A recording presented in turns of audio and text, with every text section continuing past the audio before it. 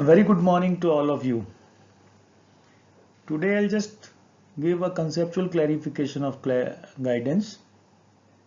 We'll try to explore the meaning of the guidance. In fact, it is misunderstood several times. So बच्चों में आज आप लोगों को गाइडेंस निर्देशन का अर्थ समझाने की कोशिश करूंगा, क्योंकि ये टर्म कई तरीके से मिसकंसेप्चुअल हो जाती है, क्योंकि इसकी क्लैरिटी करना बहुत आवश्यक है। इसलिए मैं आज आपके सामने इसका कुछ कंसेप्चुअल क्लैरिफिकेशन मीनिंग वाइज करने की कोशिश करूंगा। लगभग 2 दशकों से ये क्लैरिफाइड हुआ कि गाइडेंस की बहुत ज्यादा जरूरत है,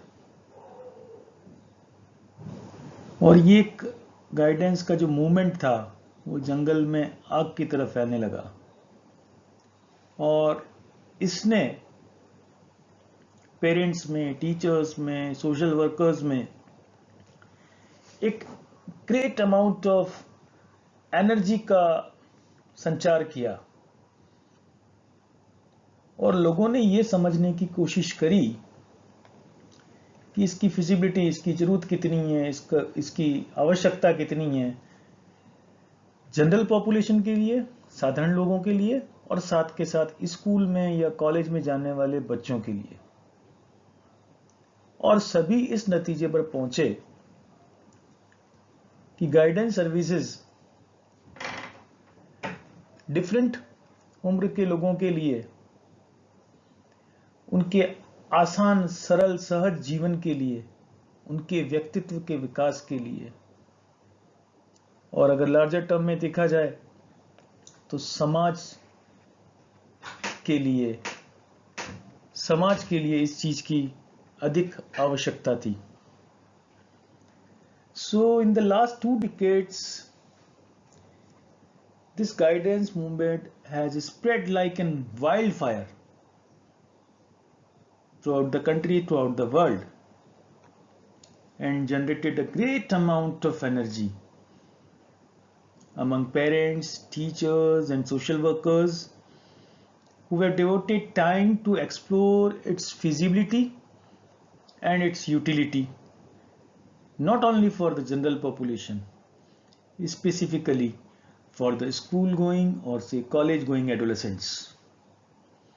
And ultimately all are convinced that proper provision of guidance services should be made for children at different age levels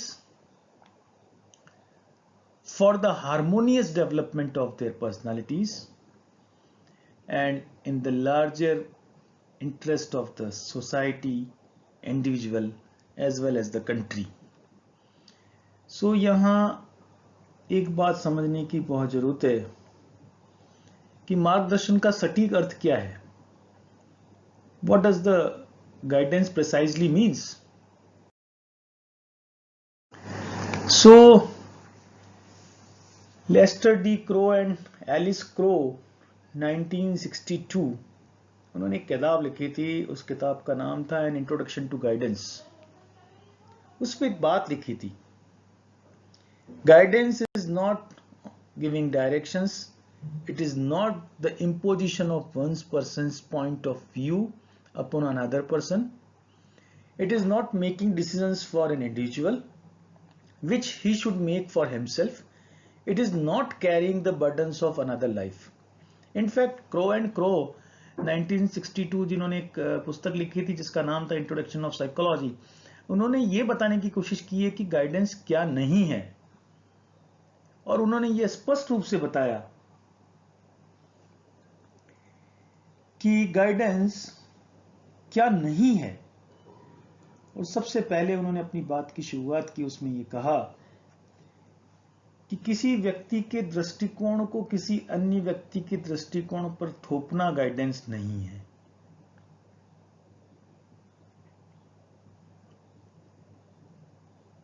या किसी अन्य व्यक्ति के लिए गाइडेंस देने वाला निर्णय कर ले, ये भी गाइडेंस नहीं है।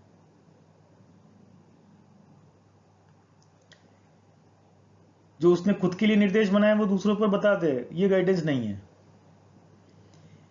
ये दूसरे व्यक्तियों के जीवन का बोझ अपने कंधों पर ले लेना भी गाइडेंस नहीं है। तो फिर गाइडेंस का या मार्गदर्शन का ये सब नहीं है तो वास्तव में क्या है, इसको समझने की कोशिश करेंगे। It is an assistance made available by personally qualified and adequately trained man or woman to an individual of any age to help them manage their own life activities, develop their own points of view, make their own decisions, and carry out their own problems and their solutions. तो guidance का मार्गदर्शन अगर ये जो crow and crow ने बताया वो नहीं है, तो फिर क्या है गाइडेंस? इसके लिए बात करें कि मार्गदर्शन किसी भी उम्र के व्यक्ति को व्यक्तिगत रूप से योग्य और प्रशिक्षित, पर्याप्त रूप से प्रशिक्षित पुरुष या महिला द्वारा उपलब्ध कराई जाने वाली सहायता है, जिससे व्यक्ति जिसको गाइडेंस दी जा रही है, जिसको मार्गदर्शन दिया जा रहा है, अपने जीवन की गतिविधियों को प्रबंधित कर सके, अपने स्वयं का दृष्टिकोण विकसित कर सके, स्वयं निर्णय लेने और अपनी खुद की समस्याओं को डील कर सके और उनका समाधान भी कर सके। इसे गाइडेंस कहा गया है। तो थोड़ा सा अर्थ क्लैरिफाइड हुआ कि ऐसा नहीं है कि किसी को रास्ता बता दिया, लेकिन रास्ता इस तरीके से बताया कि वह निर्णय स्वयं ले ले। जैसे एक चौराहे पे जाके बता दिया कि ये रास्ता इधर जाता है, ये रास्ता इधर जाता है, ये रास्ता इधर जाता है, ये रास्ता इधर जाता है। Now the individual will thought कि मेरे लिए कौन सा रास्ता ज्यादा अच्छा है। वो इंडिविजुअल के अंदर ऐसी सोच विकसित करे, development of the thinking pattern, ऐसी सोच का पैटर्न विकसित करे, प्रतिमान विकसित करे कि वह स्वयं निर्णय ले ले और निर्णय अपने स्वयं का दृष्टिकोण विकसित करे कि किधर जाना से अच्छा है, किधर जाने से अच्छा नहीं है, जिससे उसकी जीवन की गतिविधियां अच्छी चलेगी। और साथ में अगर कोई समस्या भी आ गई तो समस्या का समाधान कैसे करेगा, ये समझने की बहुत अधिक आवश्यकता है। साधारण शब्दों में ये कह सकते हैं, it is an help, it is an assistance, suggestions for the progress and showing the right way. ऐसी प्रक्रिया जिसमें सहायता की जाए, व्यक्ति की प्रगति के लिए मार्गदर्शन किया जाए, या से उसको सही रास्ता दिखाया जाए जिससे वह सही रास्ते पर स्वयं अग्रसित हो सके। गाइडेंस देने वाले व्यक्ति का यह कार्य नहीं कि व्यक्ति को हाथ पकड़कर उस रास्ते पर ले जाए, व्यक्ति को ये समझा दे कि इस रास्ते पे जाने पे ये फायदे हैं, ये नुकसान है, देन ओनली वह अपने डिसीजन लेकर उस रास्ते पर जाने की चेष्टा करेगा, कोशिश करेगा। तो बेसिकली ये एक सहायता है, प्रगति के लिए मार्गदर्शन है, सही पथ प्रदर्शन है। ये वास्तव में एक जीवन भर चलने वाली प्रक्रिया है और इंडिविजुअल को जीवन भर मार्गदर्शन की आवश्यकता होती है। जब एक बच्चे का बर्थ होता है, दुनिया बड़ी होती है उसके सामने और उसको कुछ भी नहीं पता होता है, लेकिन वह समाज से सब कुछ सीखता है। माँ से सीखता है कि कैसे अपने पैरों पर खड़ा होना है, पिता से वह चलना सीखता है, शिक्षक से वह ज्ञान और शिक्षा लेना सीखता है। सभी शिक्षणों में मार्गदर्शन के माध्यम का प्रयोग किया जाता है। So it is an help and assistant in suggestions for the progress, showing the way. In that particular sense, we can call guidance is a lifelong process. It never ends. And an individual needs guidance throughout his life. He needs it even from his infancy. He learns everything from the society. At the starting, he or she learns from his or her mother. He learns how to stand on his feet through his mother, father. Through father, he learns to walk. And from the teacher, which is very important for the individual development, he learns to seek the knowledge and education. And in all, we can say that all learning take place through guidance. So guidance is a way of it is availing some opportunities to how to learn. The society guides individual to learn to adjust oneself to the physical and social environment. समाज व्यक्ति को सिखाता है कि कैसे व्यक्तिगत रूप से जो भौतिक और सामाजिक पर्यावरण है उसके साथ कैसे अपना समायोजन कर सके. So साधारण अर्थों में in sum up we can say guidance is a personal help rendered by the society to the individual so as to enable him to adjust to the physical and social environment and able to solve the problems of the life. संक्षेप में कह सकते हैं कि मार्गदर्शन समाज द्वारा व्यक्ति को प्रदान की जाने वाली एक व्यक्तिगत सहायता है जिसके द्वारा वह भौतिक और सामाजिक वातावरण में अपने आप को समायोजित करता है और जीवन की समस्या को हल करने में सक्षम बनता है. तो ये बच्चों साधारण अर्थ की बात हुई. अब थोड़ा सा स्पेसिफिक मीनिंग ले लें, विशिष्ट प्रकार का अर्थ. विशिष्ट अर्थ में हम 3 एस्पेक्ट्स में इसको पढ़ने की कोशिश करेंगे. स्पेशलाइज्ड सर्विस, विशिष्ट सेवा, फिर जनरल सर्विस, सामान्य सेवा, और सब प्रोसेस, उप प्रक्रिया. जब भारत की बात की जाए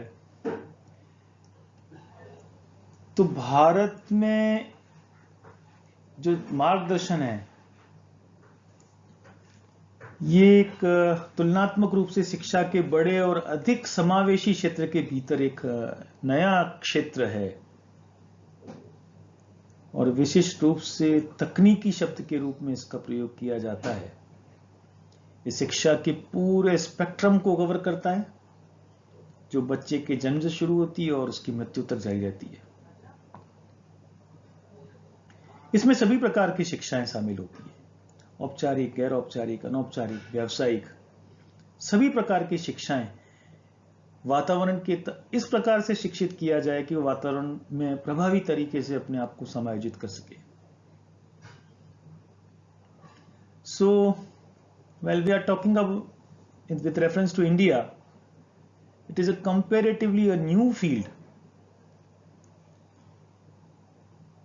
within the larger and more inclusive field of education, and it is used as a technical term with a specific meaning.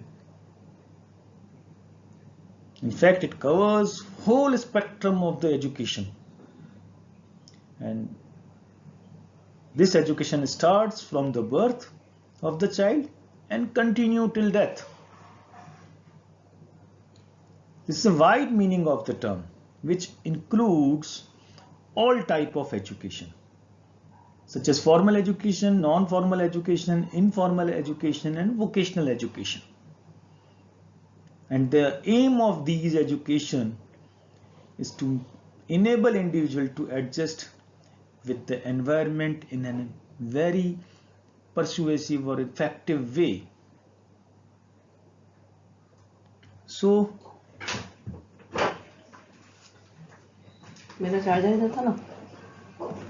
Talking about the specialized service,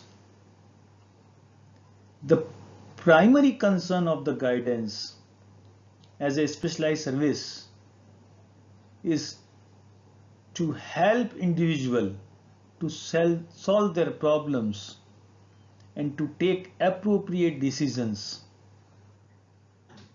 in their choice points. विशिष्ट सेवा के रूप में मार्गदर्शन व्यक्ति की समस्याओं को हल करने और निर्णयन करने की क्षमता को विकसित करने के रेफरेंस में देखा जाता है। और सामान्य सेवा के रूप में मार्गदर्शन को शिक्षा और शैक्षिक प्रक्रियाओं का पर्याय माना जाता है। So guidance as a general service is considered to be synonymous with education and educational processes. And another thing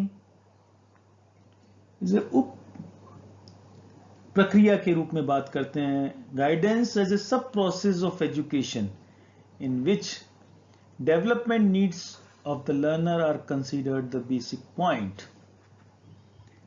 शिक्षा की उप प्रक्रिया के रूप में मार्गदर्शन, जिसमें विद्यार्थियों की विकास संबंधी आवश्यकताओं को मूल बिंदु माना जा सकता है। सो स्पेसिफिक मीनिंग के आधार पर हम ये समझ सकते हैं कि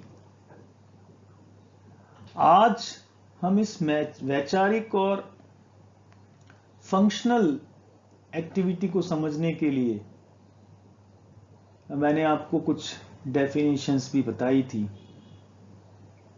उन डेफिनेशंस की चर्चा समझें, उसको समझने की कोशिश करें।